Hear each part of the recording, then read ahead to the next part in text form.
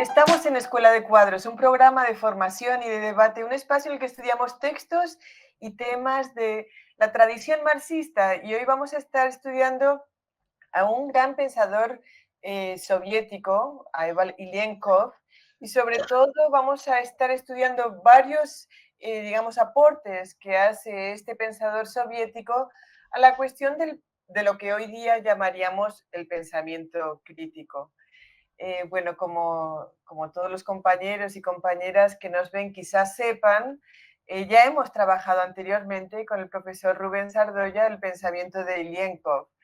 Voy a hacer un breve repaso de lo que hemos visto específicamente porque es relevante para el programa del día de hoy. Pero antes de eso, les comento que además de estar aquí con nosotras, el compañero Rubén, siempre es muy bonito tenerle aquí con nosotros, también está aquí Miriam y Cris, y mi persona Sira. Cris y yo somos del equipo de Escuela de Cuadros. Gracias entonces tanto a Rubén como a Miriam por encontrarse aquí con nosotros. Fíjense que aquí en Escuela de Cuadros hemos trabajado con Rubén 3 programas sobre el pensamiento de Ilienkov y uno que es particularmente relevante como, digamos, base o referencia para el programa del día de hoy es uno que se llama La escuela debe enseñar a pensar. Pero también hay una biblioteca de pensamiento marxista dentro del proyecto de Escuela de Cuadros con Rubén que se llama ¿Qué es el pensamiento? Les recomendamos que vean ambos programas. Y además tenemos un programa con Frei Beto sobre la formación de los revolucionarios que pensamos que es bien interesante. Sin embargo, digamos que el texto base para el programa de hoy es básicamente una entrevista realizada a Ilienkov y se llama El derecho a la creatividad. Pueden descargarlo abajo, ese texto. Y también los links a los otros programas relacionados con el programa del día de hoy. Como siempre, recuerden seguir a Escuela de Cuadros en Twitter, seguirnos aquí en YouTube y también darle me gusta para que así tenga más llegada este programa. Bueno, sin más, Rubén, pues bienvenido una vez más a Escuela de Cuadros, ya eres de la casa. Quería hacerte una pregunta en clave de apertura, porque bueno, estamos hablando de pensamiento crítico, pero precisamente Ilienkov no utiliza específicamente el término pensamiento crítico. Entonces, ¿qué es lo que estamos estudiando hoy en relación a Ilienkov, el pensamiento de Ilienkov y la cuestión del pensamiento crítico? Sí, gracias, Ira. Gracias, compañeros presentes, por acompañarnos en esta aventura y un saludo afectuoso a quienes nos ven y nos escuchan. Efectivamente, ya hemos grabado varios programas sobre Eval Vasilievich Ilienkov en Escuela de Cuadros. Empezamos con un texto titulado Marx y el mundo occidental. Seguimos con un texto clave en el desarrollo del pensamiento filosófico marxista, que es el problema de lo ideal, a veces traducido como la dialéctica de lo ideal. Y también grabamos un texto que es una confluencia de pensamiento filosófico, pedagógico, psicológico, marxista, que es La escuela debe enseñar a pensar. Todos estos trabajos, de alguna manera, están presentes en lo que vamos a hablar ahora. Efectivamente, Cira, rara vez se encuentra en la obra de Ilienkov la expresión pensamiento crítico. La categoría pensamiento crítico, así la podemos tratar como una categoría. Aparece, pero de manera casual, y la palabra crítica, pensamiento crítico, no pasa de ser, a mi juicio, un adjetivo que él está utilizando a la hora de caracterizar el pensamiento en general. Pero yo tengo la convicción, al menos la percepción muy sólida, de que cuando Ilienkov habla de pensamiento en sentido riguroso, de pensamiento sólido, de pensamiento dialéctico, de pensamiento que es capaz de adecuar su movimiento al automovimiento de los objetos a los cuales se enfrenta, él está utilizando implícitamente o se está refiriendo implícitamente a lo que se ha conocido como pensamiento crítico. Ante todo, me gustaría hacer referencia a cómo se entiende por lo general en la llamada cultura de masa, cómo se presenta en los artículos popularizadores que podemos encontrar en internet, en revistas, etcétera, la idea del pensamiento crítico. Son nociones, representaciones que, a mi juicio, no llegan hasta la esencia del asunto, pero no es que sean incorrectas. Son, digamos que, concomitancias de la esencia que nosotros, a nuestro juicio, trataremos de presentar. Primero, se asocia el pensamiento crítico con la capacidad de formular preguntas básicas. Ante una situación, las preguntas básicas que se hacen, esto entiendo que viene del periodismo, cuando se dice que las preguntas básicas son qué, quién, dónde, cuándo, por qué e incluso cómo. O sea, un pensamiento que no se satisface con la exterioridad, sino que trata de ir a los fundamentos de lo que se está hablando y determinar a partir de una inquisitoria bien definida la esencia del tema en cuestión o los requisitos imprescindibles para empezar a abordar el tema con un mínimo de solidez. Se asocia el pensamiento crítico a lo que se ha llamado pensamiento verbal, a la capacidad de expresar correctamente el pensamiento que se tiene en el lenguaje, sea el lenguaje hablado, sea el lenguaje escrito, a la capacidad de redactar adecuadamente sus ideas, a la capacidad de apropiarse de una lógica interna del discurso que permite establecer relaciones entre sus diferentes elementos, clasificar, ordenar y a partir de ahí llegar a conclusiones. A veces se utiliza para decir pensamiento verbal otro término cercano, aunque con sus matices, que es un pensamiento estructurado, estructurado en el discurso. Se entiende también que un pensamiento crítico tiene que hacer una evaluación mínimamente rigurosa de la información que se le solicita, no recibir acríticamente las informaciones.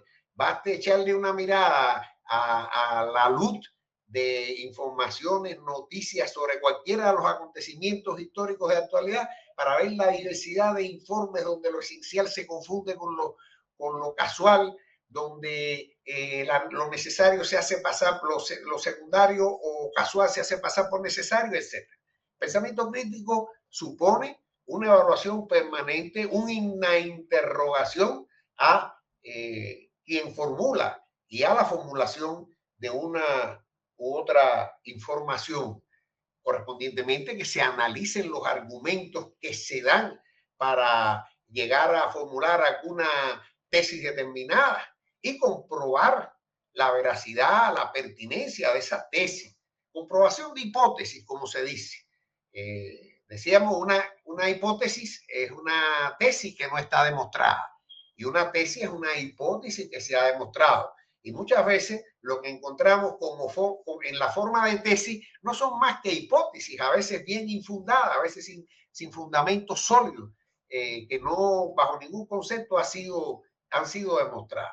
Se asocia también a la idea de un pensamiento antidogmático, un pensamiento que no hace culto, sobre eso hablaremos más adelante, a supuestas verdades absolutas, a un pensamiento que cree que todo está escrito por el libro de la historia o de forma providencial y que no da lugar a la probabilidad y a la incertidumbre.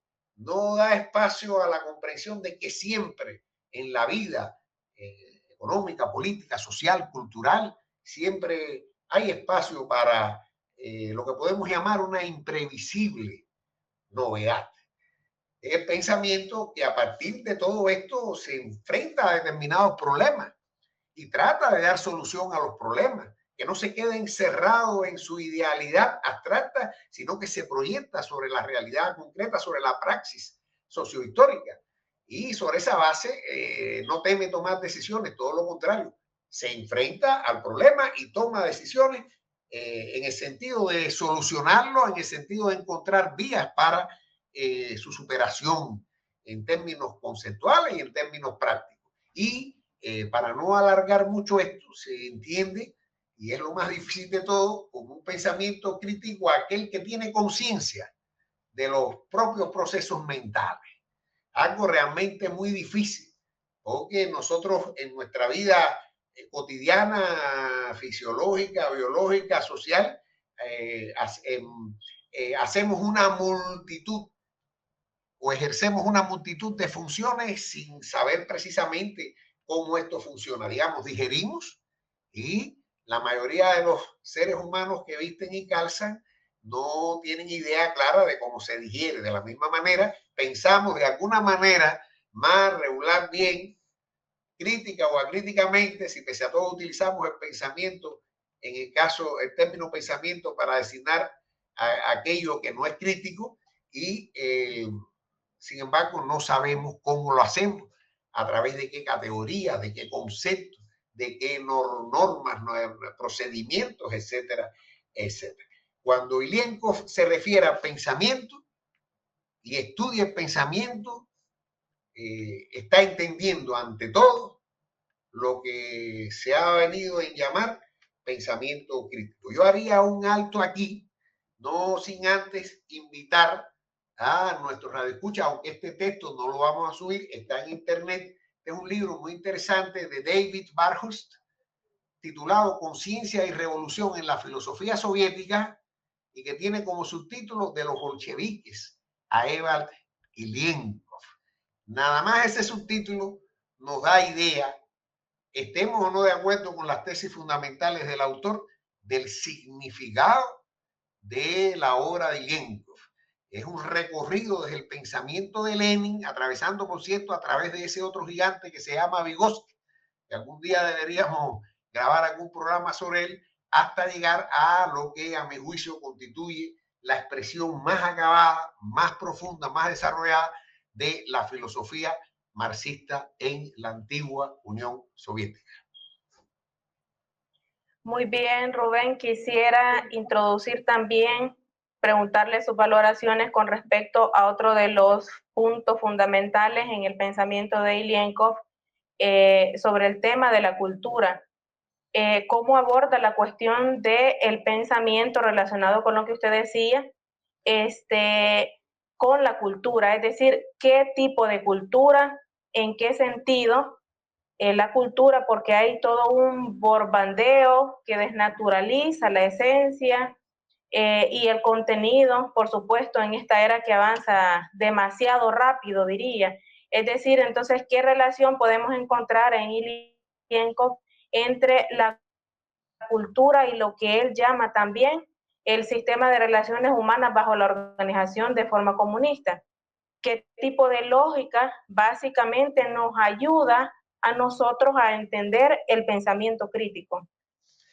Sí, gracias, Miriam. Me parece una pregunta en extremo importante. Yo diría que es la pregunta de las preguntas, porque como veremos más adelante, y hacia ahí queremos llegar, la visión del pensamiento de Marx, la visión sobre el pensamiento de Ilienkov es que se trata no de una realidad de orden meramente fisiológico, sino de una realidad sociohistórica, histórico-cultural, determinada de manera decisiva por el tipo de sociedad, por la forma de organización de las relaciones sociales, por la forma de producir la riqueza social y de apropiarse unos u otros grupos sociales de ella, por la organización política de la sociedad, por la cultura en general, por el sistema de educación, por el sistema de reproducción de las condiciones de vida, siempre determinadas en términos históricos y culturales. Preguntaba, sobre esto vamos a ir ganando elementos para dar una respuesta fundamental. Preguntabas al final de tu intervención acerca de la lógica que nos llevaría a una conclusión o a una comprensión adecuada de la naturaleza sociocultural del pensamiento crítico. Y esta lógica lo hemos tratado también analizando en particular el texto de Ilienkov de la dialéctica, sobre la dialéctica del ideal, no es otra que la lógica dialéctica. En el texto, la escuela debe enseñar a pensar, se aclaró la misión, enseñar a pensar, enseñar, o sea, formar la inteligencia humana, formar el talento, la capacidad de pensar por sí mismo de manera crítica. Todos estos términos pueden tener matices, nosotros no, su concepto, su significado puede tener matices. Nosotros no vamos a ahondar en estos matices muy discutibles. En esencia, cuando Ilienko dice pensamiento crítico, dice inteligencia, dice talento, dice capacidad de pensar por sí mismo. Y la primera pista, quiero formular un conjunto de pistas que nos ayudarían a dar respuesta a esa pregunta. La primera pista es la necesidad de asumir y comprender la diferencia entre lo que se conoce históricamente como lógica formal y lo que se conoce como lógica dialéctica. Sobre esto hemos hablado. Digamos que la lógica formal es la lógica de la expresión del pensamiento que se tiene de manera adecuada en el lenguaje. No es la búsqueda, no es la lógica para la búsqueda de nuevos conocimientos, sino la lógica que nos da las claves para expresar adecuadamente el pensamiento en el lenguaje. Es una ciencia de primer orden. Estamos haciendo este programa sobre la base de computadoras que funcionan en base a la lógica formal en última instancia, que puede expresarse en forma de lógica matemática, la lógica de funcionamiento cibernético, etcétera, etcétera. Pero no es esa la lógica que nos va a servir en este caso, que siempre observa un conjunto de normas, un conjunto de imperativos, un conjunto de reglas, un conjunto de procedimientos formales que se deben seguir para que se exprese adecuadamente el pensamiento en el lenguaje. Y nosotros partimos de la convicción de que no se puede enseñar a pensar introduciendo en la cabeza de los niños, los jóvenes o los adultos algoritmos, esquemas y respuestas tipo para cada situación concreta. Usted puede darle a las personas cualquier tipo de recetas, fórmulas, algoritmos, pero lo decisivo siempre va a ser lo que esa persona sea capaz de hacer con esa receta. Ninguna regla lleva en sí la garantía de su correcta utilización.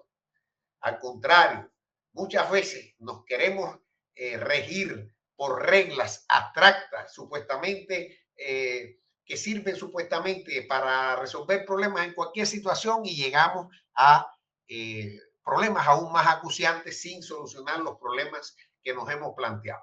Ya decía el gran pensador alemán Immanuel Kant, el gran filósofo clásico alemán Immanuel Kant, que contra la tontería no existe medicamento que haga falta. No es la lógica formal. Seguiremos avanzando en este sentido.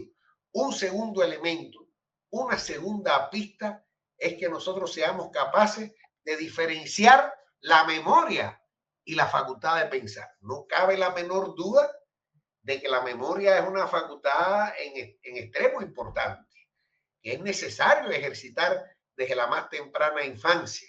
Conozco de grandes pensadores, conozco de grandes políticos que para ejercitar su memoria pasaban horas y horas recitando versos u oraciones en otro idioma que no comprendían para poder memorizar la secuencia o repitiendo secuencias numéricas que no tenían ningún sentido más que ejercitar la utilidad que tenían para ejercitar la memoria. No cabe duda de la importancia de la memoria, pero una cosa es la facultad de la memoria y otra cosa es la facultad de pensar. No estamos hablando aquí de la facultad de la memoria. Si ustedes revisan los manuales escolares, ¿qué es lo que encontramos? Cuando digo escolares, utilizo el término escuela en sentido amplio. Las escuelas primarias, secundarias, las universidades, las escuelas de cuadros, menos esta, por supuesto. ¿Qué es lo que encontramos como norma? ¿Qué es lo que se enseña? Supuestas verdades absolutas. Resultados de la investigación o de la experiencia práctica del expositor, del autor. Resultados privados del camino que condujo a esos resultados. Usted debe aprender esto. Digamos, recuerdo cuando en una escuela de cuadros nos trataban de enseñar qué cosa era una clase social y nos ponían lo que llaman la definición leninista de clase social. No sé qué diría Lenin si le dijeran que eso iba a ser una definición leninista. Probablemente diría como Marx, que dijo que no era marxista, diría que no es leninista. Es un fragmento muy interesante, profundo, pero por supuesto incompleto, porque no era un objetivo estar dando definiciones abstractas de un texto que se llama Una gran hazaña, donde él habla, recordarán que una clase, las sociales son grandes grupos de seres humanos que se diferencian por el lugar que ocupan en un sistema de producción social, etcétera, etcétera, etcétera. Luego de que después convertían eso, los enemigos del marxismo decían, miren, Lenin se reduce las clases sociales a determinaciones objetivas y no ve la subjetividad, no ve que la clase tiene que pasar de clase en sí a clase para sí, etcétera, etcétera, etcétera. Y nos ponían esa definición y decían, ahí está el resultado, ahí está la verdad. Y toda la clase era tratando de mostrar y explicarnos cada uno de los rengloncitos que existían en esa definición. Pero así, en la matemática, en la física, en la química, en la educación política, hay resultados supuestamente verificados por la práctica política en este caso, y nuestra tarea es sencillamente aprenderlo. Una de las grandes virtudes que tiene esta escuela de cuadros, que atraviesa por toda la historia del pensamiento marxista e incluso del pensamiento premarxista, que ha constituido un fundamento o un precedente o una cantera para la formación del pensamiento marxista. Si tú privas al que está estudiando, al que está aprendiendo, a aquella persona en la cual quieres forjar talento, inteligencia, pensamiento crítico, de ese camino, del camino que condujo a esos resultados, de los tropiezos que han tenido los pensadores, los políticos, los artistas, en fin, la diversidad de actores de la vida social, para llegar a las conclusiones más maduras, usted sencillamente lo que está contribuyendo a formar un pensamiento crítico. Me detengo para no ocupar demasiado tiempo y sigo desarrollando estas ideas más adelante. Rubén, quiero tocar un poco el tema de un tema un poco más amplio que la formación de cuadros. Más bien es la visión del ser humano, del bienestar humano que tenía Lenkov y yo diría Marx también. A menudo uno tiene un concepto, a menudo se difunde conceptos muy estereotípicos del pensamiento soviético, que el pensamiento soviético solo se enfocaba en el desarrollo de las fuerzas productivas y producir más trigo, carne, acero. Pero aquí se ve otra visión en el Lenkov, que es más bien en el centro del desarrollo humano, de las capacidades humanas.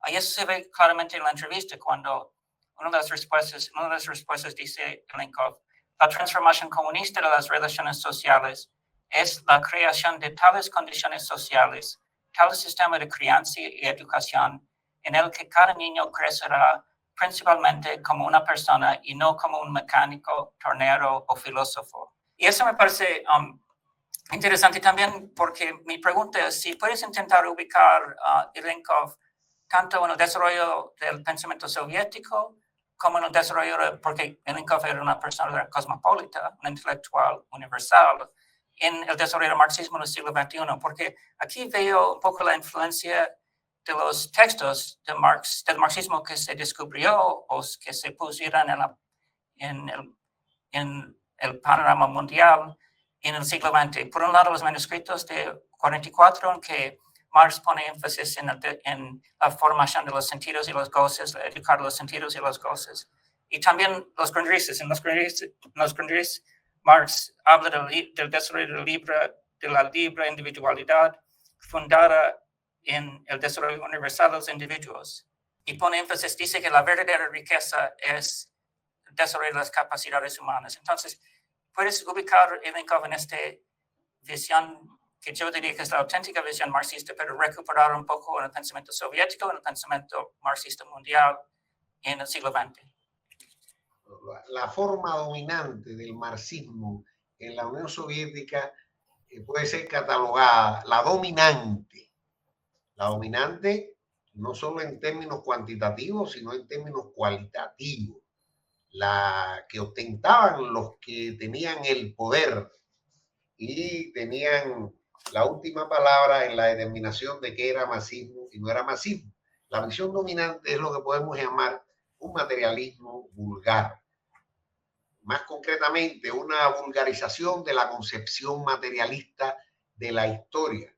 No cabe duda, hablando en términos sencillos, que sigue teniendo vigencia aquello que decían en la ideología alemana Marx y Engels, en el texto inconcluso que se publicó con el término ideología, la ideología alemana, de que antes de dedicarse a la ciencia, a la filosofía, al arte, etcétera, etcétera, el hombre tiene que tener alimentos, tiene que tener vestimenta, tiene que tener un techo, etcétera, etcétera. Pero de ahí deducir que toda la riqueza del mundo humano, de la cultura humana, del pensamiento humano, de la realidad humana, puede ser derivada mecánicamente de ese sistema de condicionamientos materiales, eso es puro materialismo vulgar.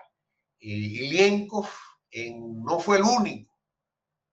Mencionaba ahorita a Vygotsky en la psicología y en elementos muy cercanos a la filosofía, que se opuso a esto, pero en Ilienkov encuentra a nuestro juicio la realidad más acabada en su comprensión propiamente del pensamiento y en su comprensión de la naturaleza de las formas ideales de la actividad humana. Formas que tienen que ver con lo que se conoce como vida cotidiana, toda una serie de figuras lógicas que hacen posible la vida cotidiana de un ser humano, de un grupo de seres humanos. Cómo hacer para abrocharnos los zapatos, freír un huevo, subir una escalera, pescar, hacer las cosas más elementales de la vida, vestirnos, abrochar, más elementales que sin embargo a los niños les cuesta más trabajo que cualquier otra cosa, a los bebecitos aprender eso, y a los niños pequeños les cuesta tan trabajo que todo lo que van a tener que enfrentar en el resto de su vida después de los 4 o 5 años.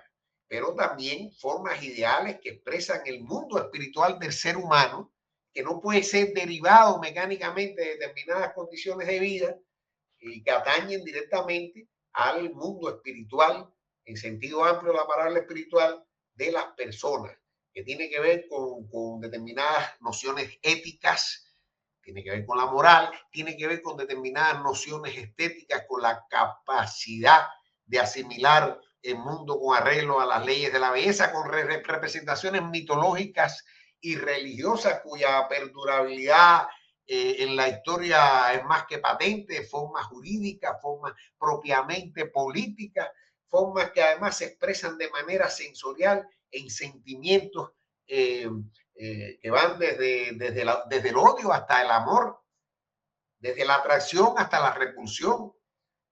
Y ese es un mundo universal. El marxismo nunca trató, en particular lo que se conoció como filosofía marxista, nunca trató con fuerzas productivas materiales y con superestructuras abstractas que se derivan mecánicamente de esas fuerzas productivas materiales.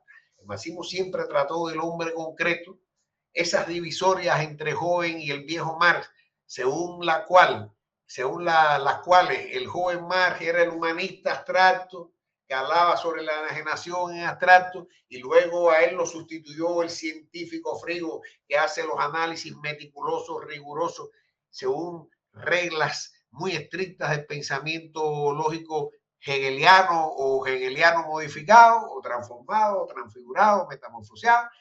Esas divisiones no responden a una evolución histórica del pensamiento de Marx y del pensamiento marxista. El hombre, los seres humanos, para ya superar esas concesiones que tienden a perpetuar formas de expresión masculinistas, por no decir machistas. O sea, los seres humanos, el ser humano en su integridad, en su plenitud, es el objeto del estudio y el objeto de la lucha.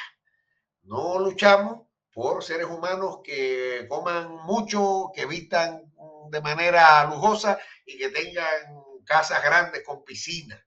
No luchamos. Si ustedes miran textos, yo recuerdo ahora un libro de los años 40, que fue una recopilación editada si mi memoria no me traiciona, por el Comité Central del Partido Comunista, en época de Stalin, la portada era una mesa grande, gigante, llena de manjares, botellas de vino, botellas de vodka, comidas sofisticadas, caviar, etcétera, etcétera. Y el tema era la construcción de la sociedad socialista.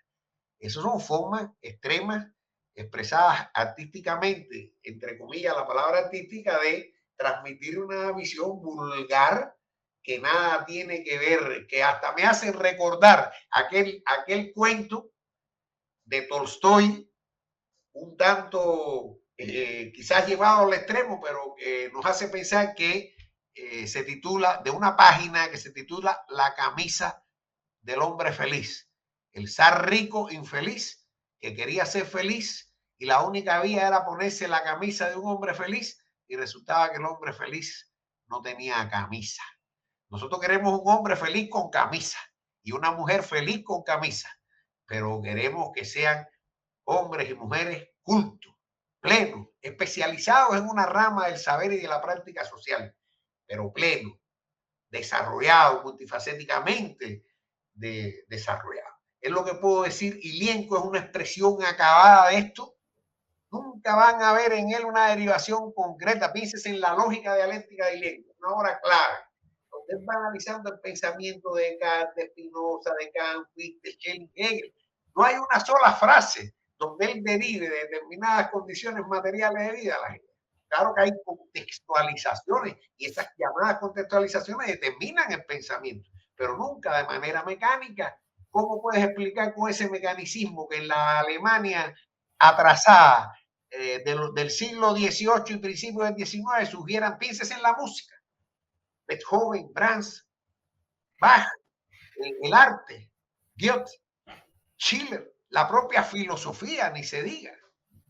¿Cómo puedes derivar de ese mundo mecánicamente, de ese mundo económicamente atrasado, de esa organización política fragmentada, esa época de oro, por decirlo de alguna manera, del pensamiento en sentido amplio alemán? Es lo que puedo decir. Se puede hablar mucho, pero de manera general es esto. Rubén, Ilienko, bueno, como buen marxista, trabaja la cuestión de la contradicción, ¿no? En el proceso de la formación del pensamiento, de lo que nosotros llamamos pensamiento crítico. Entonces, si pudiésemos centrar esta cuestión, la importancia de la contradicción, sería bien interesante, porque creo que es una de las claves del trabajo de Ilienko. Muy bien, muy importante, muy importante.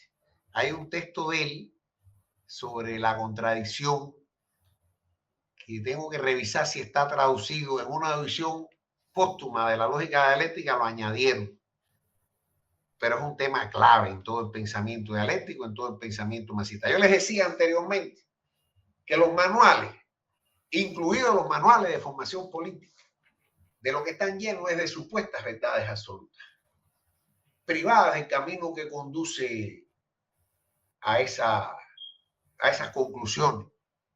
De lo que están llenos es de respuestas a preguntas que los muchachos, que las personas, que los aprendices no se formulan. Respuestas a preguntas son respuestas que no rozan los intereses de esas personas, que no tienen que ver con sus preocupaciones, que no despiertan en ellos curiosidad, que no contribuyen en lo más mínimo al desarrollo de una u otra capacidad. Son manuales llenos de respuestas a preguntas que el muchacho ni siquiera se formula, el joven o la persona adulta que trata de aprender. Respuestas que él se ve obligado a memorizar. Incluso se dice, y Ilienko ataca esta idea que se ha dicho mucho, parece una verdad absoluta en forma de refrán, que la repetición es la madre del aprendizaje. Ilienko dice que es la madrastra del aprendizaje, no la madre del aprendizaje, sin denotar a las madrastras, a excelentes madrastras. Pero bueno, digamos, es la madrastra de Blancanieves en relación con el aprendizaje. Cuando el alumno se ve obligado a repetir para memorizar, es que está inserto en un sistema escolástico de pensamiento si las preguntas y las respuestas realmente se relacionan con la vida, con los intereses, expresan sus intereses vitales, la persona no tiene que forzarse en memorizar, como se hace habitualmente ante un examen. Empiezan a repetir así para adentro las respuestas a las preguntas, miran al cielo, se las aprenden de memoria y después de rendir el examen lo olvida. Si se quiere contribuir a la formación de un pensamiento crítico, hay que hacer que la persona participe en la aventura del conocimiento. Lo mismo si hablamos de matemática que de antropología, que si hablamos de ciencia política, puesta en función de la construcción. Si nosotros no hacemos que el aprendiz, el educando, el que está aprendiendo, por decirlo de alguna manera, atraviese con los grandes pensadores y los grandes implementadores prácticos de las ideas, a través de aciertos y desaciertos, tropiezos y avances.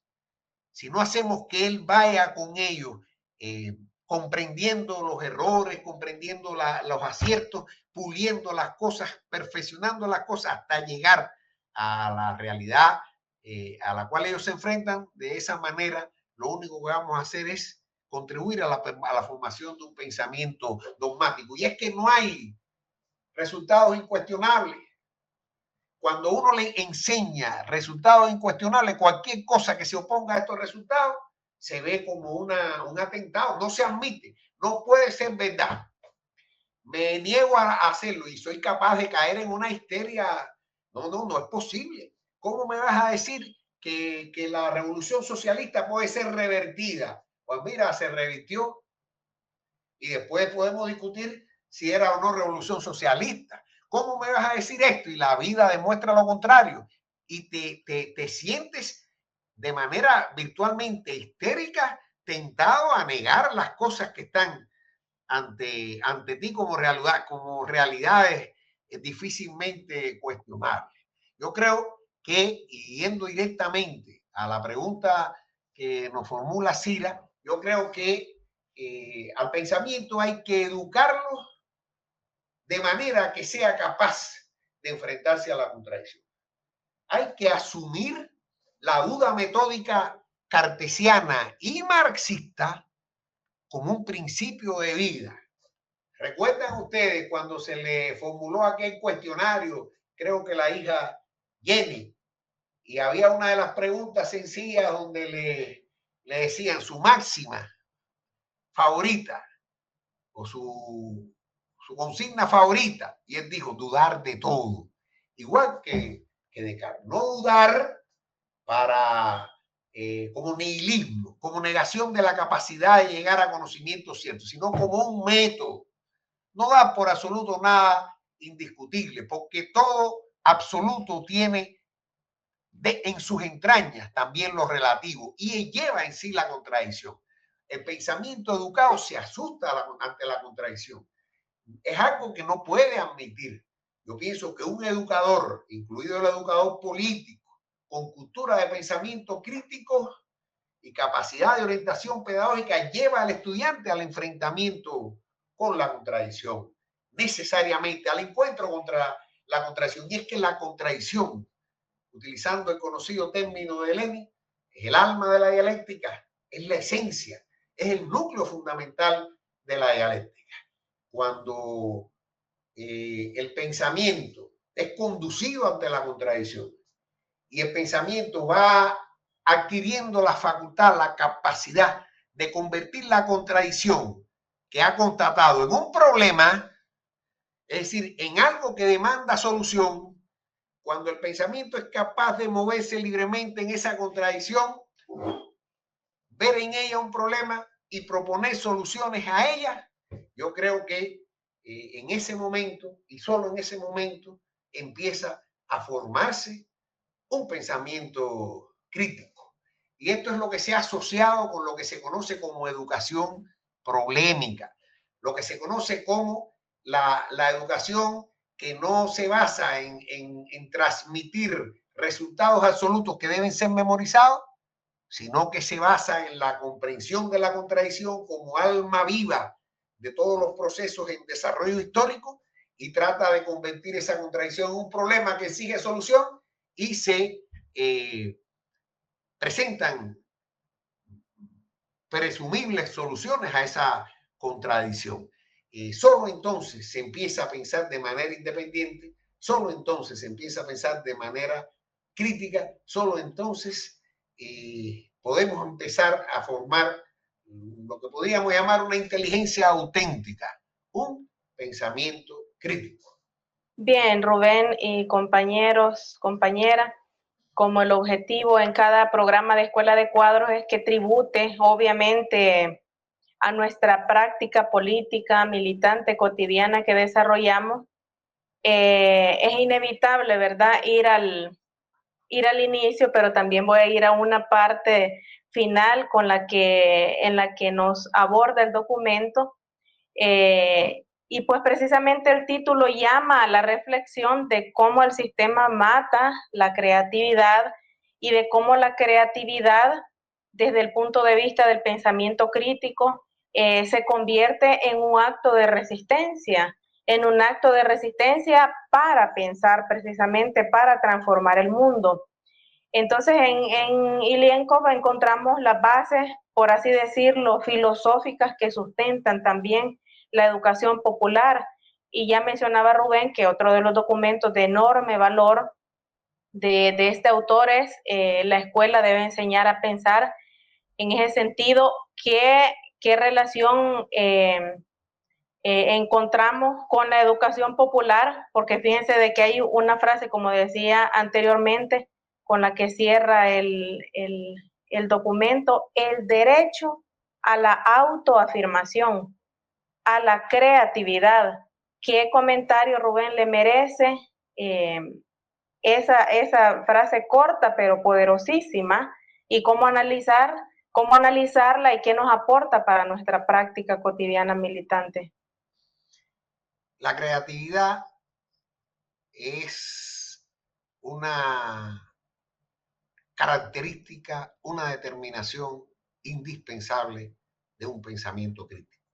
Un auténtico pensamiento crítico es siempre un pensamiento creativo. Es un pensamiento que no se limita a reproducir fórmulas. Es un pensamiento que estudia y, como decíamos desde el inicio, analiza la información, la pone en tela de juicio, la acota a partir de preguntas básicas, comprueba argumentos, verifica argumentos, comprueba hipótesis y pone en funcionamiento los esquemas de pensamiento necesarios para esto. Ilienkov hay que contextualizarlo. Ilienkov escribe este artículo, esta entrevista, y los artículos a que hemos hecho referencia son de los años 60. Son de los años posteriores al llamado deshielo, a la llamada desestalinización, que permiten una relativa amplitud, muy agotada de todas maneras, y libertad del pensamiento creador marxista, hasta entonces metido en la camisa de fuerza de una serie de esquemas que usualmente se asocian al pensamiento de Stalin, pero que lo trascienden de manera considerable. Hay un principio, hay una cuestión que hay que entender. En esta sociedad se ha ido ya, a diferencia de lo que ocurría en los años 30, en la época en que Makarenko escribía su poema pedagógico y Banderas en las Torres, donde existían franjas enormes de marginalidad, de delincuencia juvenil y no tan juvenil, donde existían pueblos todavía desligados de los sistemas formales de educación. A diferencia de esto, en el momento que Ilienkov escribe, esto está acotado a un mínimo. Son de las grandes conquistas de la Unión Soviética. Entre paréntesis, se ha puesto de moda solo tirarle tierra encima e ignorar las gigantescas conquistas en muchos planos, en el plano de la emancipación de la mujer, emancipación de trabajo, en fin, de la Unión Soviética. Ya la educación, virtualmente todos los jóvenes, todas las personas están insertas en sistemas formales de educación. Y en ese sentido, las formas prácticas, las formas habituales de lo que, digamos, en países como América Latina, a un día llamamos educación popular, allí se realizan en lo fundamental a través de la educación formal tal y como aparece en la escuela, en sentido amplio, utilizando la escuela. Pero sin duda, también existían formas de educación popular, además de las vías formales de educación, en términos artísticos, en términos culturales, en términos de comprensión de las tradiciones de una u otra localidad, de una u otra república que integraban aquel inmenso país, de una u otra incluso provincia o rayón, como a veces no se traduce, puede decirse en español provincia o ciudad, etcétera, etcétera. En fin, tradiciones de todo tipo. Ahora, yo estoy convencido de que todo esto tiene una importancia radical en todo tipo de educación popular. Otra de las pistas que ofrece ILIENCO y otra de las condiciones que se hacen necesarias para la formación del pensamiento crítico es traer a la vida lo que desde la antigüedad exigían los grandes pensadores clásicos, en particular los pensadores clásicos griegos, que es la unidad de la razón, el bien o bondad y la belleza. La idea de que solo la armonía de la razón, el bien y la belleza puede crear una persona integral.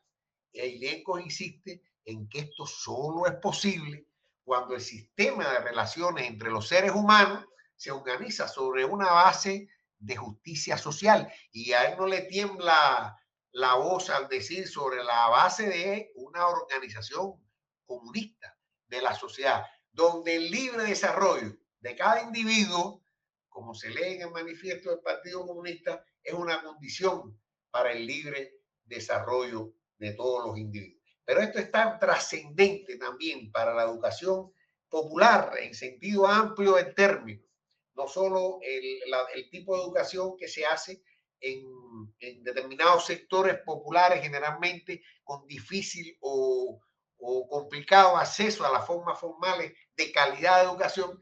Esto solo es posible cuando se asume la idea con la cual partimos, implícita o explícita, en la primera pregunta que nos formuló la compañera Miriam acerca del carácter sociohistórico, cultural del pensamiento.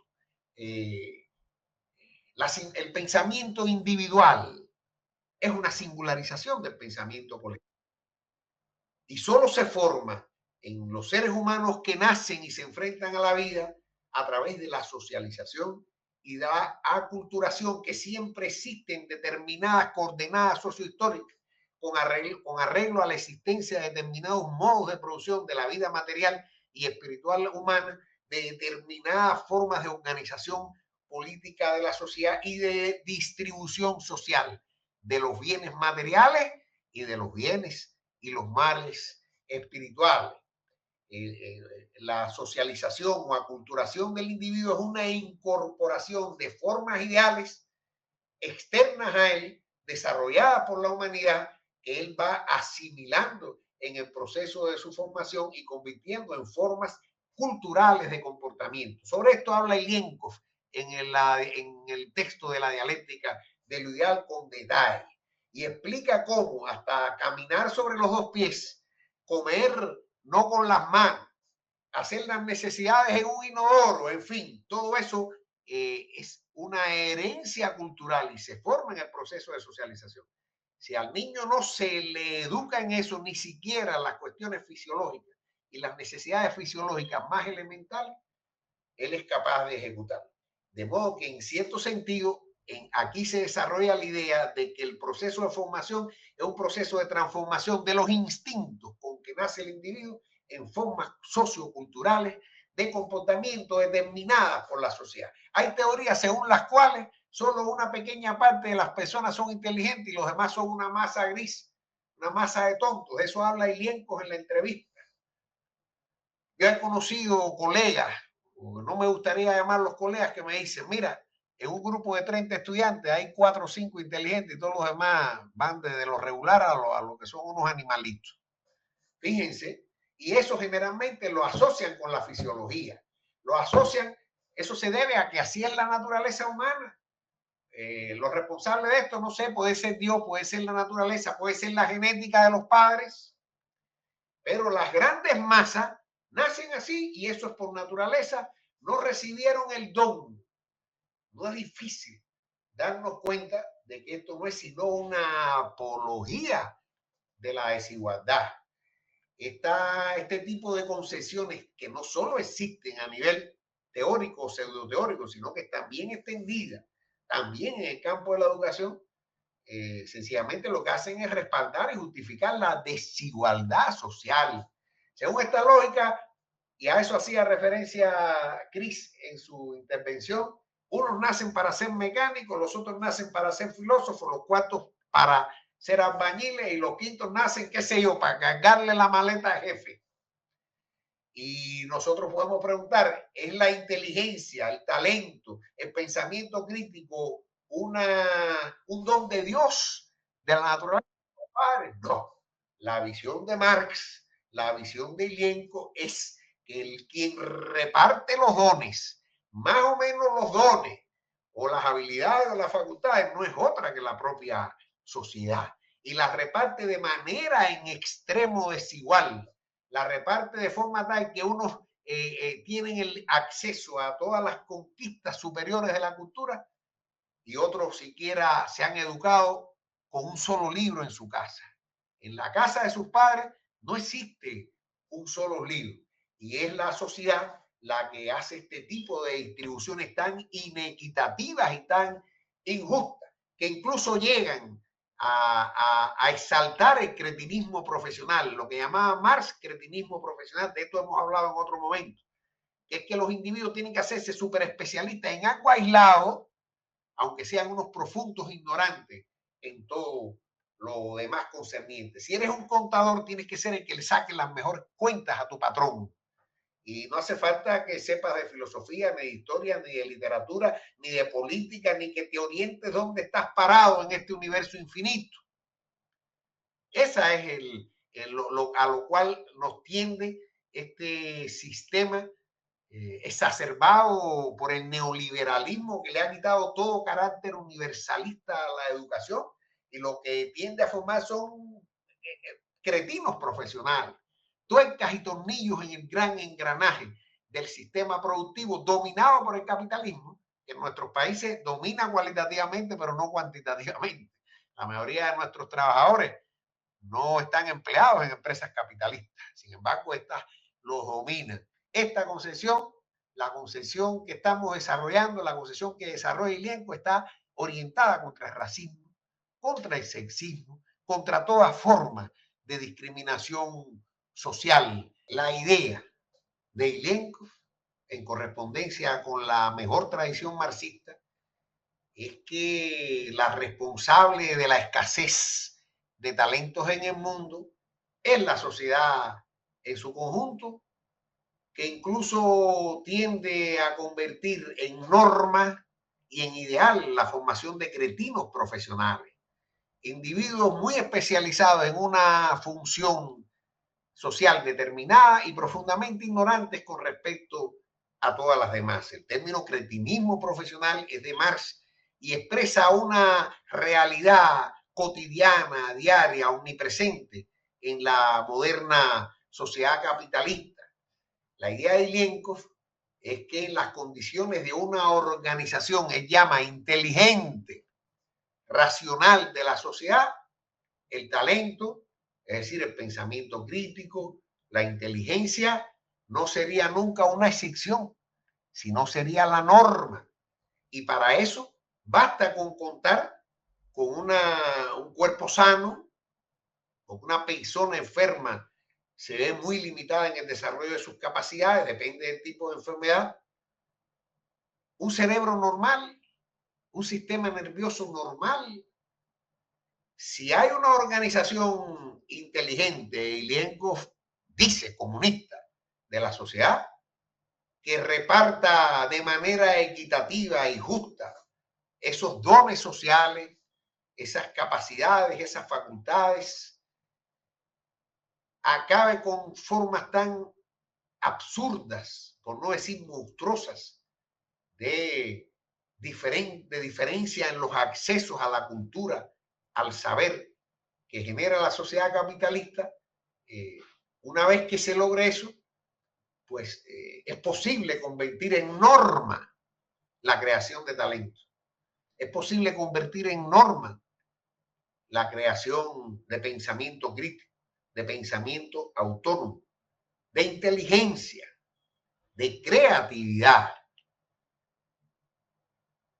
Esto va en contra de todo género de discriminación social, en contra de todo género de especulaciones acerca de la superioridad biológica de unas razas u otras, o de la superioridad del hombre sobre la mujer, y apunta, señala, indica como responsable, expresándonos así, de esas diferencias en el desarrollo de la inteligencia, el talento, la capacidad, la creatividad entre diferentes individuos y grupos sociales, justamente a la existencia de una sociedad basada en el antagonismo social, basada en la desigualdad, basada en la declaratoria formal de igualdad de oportunidades, sin igualdad de condiciones para ejercer esa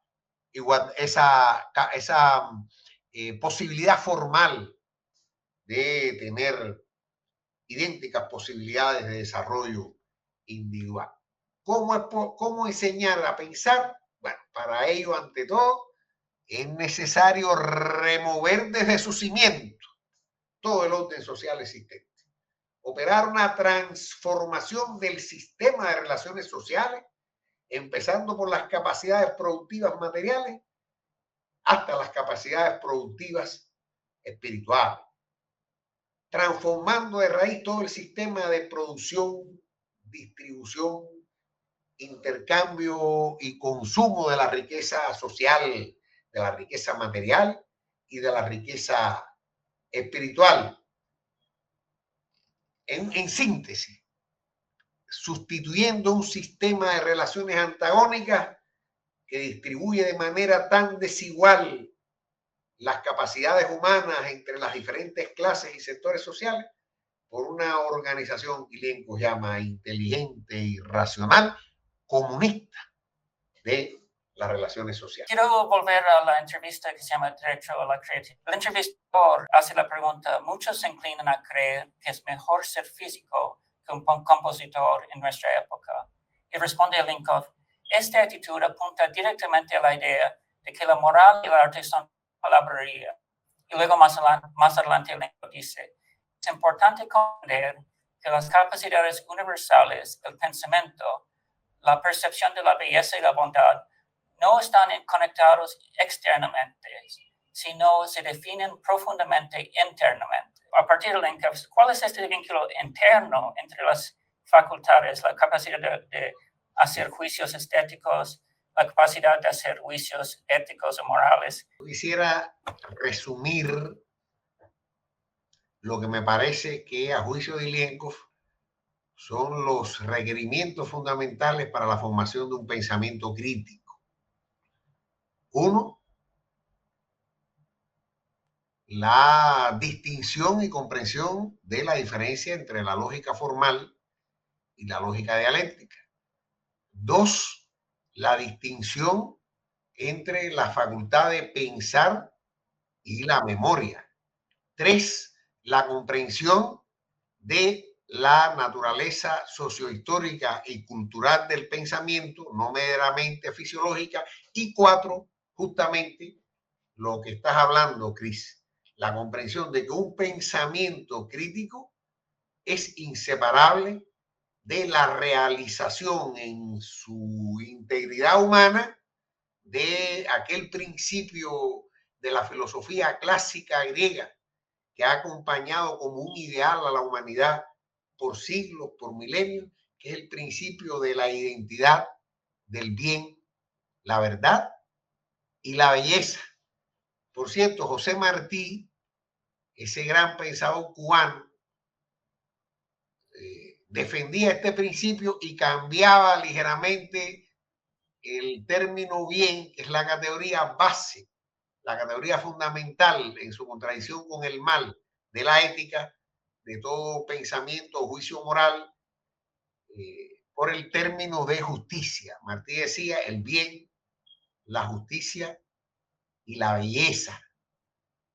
Y otro gran pensador cubano, me perdonan, pero yo soy amante de la cultura cubana del siglo XIX, decía que era preferible que la isla se hundiera en el mar antes de ver desaparecer del pecho de los cubanos, esto en plena colonia, antes de ver desaparecer del pecho de los cubanos el sentimiento de la justicia, ese sol del mundo moral, el sentimiento de la justicia, de una forma más desarrollada y precisa de la idea del bien, no superior, sencillamente es un desarrollo ulterior en una secuencia de desarrollo de categorías asociadas a la ética. Ese es un principio griego y se conserva como un elemento decisivo del ideal comunista. Ilienko insiste en que no se puede ser un individuo plenamente inteligente, talentoso, pensamiento crítico y creativo desarrollado sobre la base de un comportamiento ético que no se fundamente en el sentimiento de de la plena igualdad de los seres humanos e incluso utiliza el término de bondad, que no se base en el trato bondadoso hacia los demás. Y no cabe pensar en un pensamiento auténticamente desarrollado, creativo, que sea incapaz de percibir el mundo con arreglo a las leyes de la belleza. Es decir, que no se integre, no como un complemento, porque el complemento, una cosa complementa a la otra cuando las dos se presentan como diferentes. No, que no se integre ante una misma realidad que llamamos pensamiento o pensamiento crítico, que es el término que estamos utilizando, en el cual se integran orgánicamente la capacidad de orientación hacia el conocimiento verdadero, hacia una actitud bondadosa. Parece palabrería, como decía Chris, pero es un requisito, parece palabrería en este mundo basado y dominado por el sistema de producción de plusvalía. No quisiera ni tenemos tiempo para ahondar ahora en eso. Y donde sencillamente ya se ha vuelto una indistinción, se ha creado una indistinción entre lo bello y lo feo, que son las categorías básicas del pensamiento estético, de toda obra de arte. Y hasta ahí las más enrevesadas teorías donde justifican que en última instancia entre lo bello y lo feo no hay más que un paso. No desde el punto de vista dialéctico que hace presuponer las categorías contrarias como inherentes a su contrario, sino en el sentido de borrar esa integración de la belleza con las cualidades humanas. El pensamiento crítico no es solo un pensamiento lógico, no es solo un pensamiento dialéctico en sentido exclusivamente lógico, es un pensamiento que hace realidad de alguna manera, aunque sea de manera abstracta, el viejo imperativo categórico kantiano que se expresa de manera popular con aquello de no hagas a los demás lo que no quieres que te hagan, o actúa con los demás como quisieras que actuaran contigo, o un poco más a lo kantiano, que el principio de tu actuación pueda servir como principio de la actuación de todos los demás seres humanos y al mismo tiempo tener la capacidad de percibir la belleza, de apropiarte de las obras cumbres fundamentales de la cultura humana, la local, la nacional y la universal. Apropiarte de ello como un requisito indispensable para que obtengas, para que el resultado sea un pensamiento genuinamente crítico. De modo que 4 pistas. La lógica dialéctica, la comprensión de que no es lo mismo pensar que memorizar, la comprensión del carácter sociohistórico y cultural del pensamiento y la comprensión de que hay pensamiento crítico allí donde se realiza el principio que nos viene de la filosofía clásica, implícito en la obra de Sócrates, virtualmente explícito en la de Platón y claramente explícito en la de Aristóteles, de la integración, de la unidad, de la identidad, podemos decir, del bien, la verdad y la belleza. Ahí podemos preguntarnos si el mal